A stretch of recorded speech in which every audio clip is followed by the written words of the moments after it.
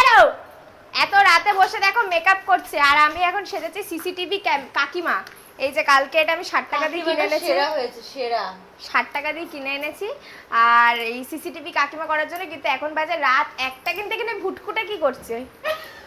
আরে ওরা ঘুমাবে ঘুমাবে রাতে। সব ডায়লগের পিছনে সব ভিডিওর আর এটা কি পুটকু?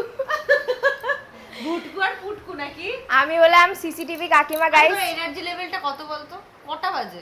1টা বাজে। তুই যে এখন সকালে কখন উঠতে তুই হবে যে এখন মেকআপ করে দিচ্ছিস সেটা বল। আরে আমার তো পয়সা পয়সা কা খেল, এখন প্রমোশন করছে, পয়সা আসবে। হ্যাঁ, আমি ওরে কাজ তো করতেই হবে। অবশ্যই অবশ্যই। 1টা বাজে 2টা বাজে আমরা যে কাজটা করি সেটা আমরা মজা করে মজা করে না না, করছি। এটা অনেকে কমেন্ট করে যে এগুলো তো কোনো ব্যাপারই না করে। এখন রাত 2টা বাজে গাইস।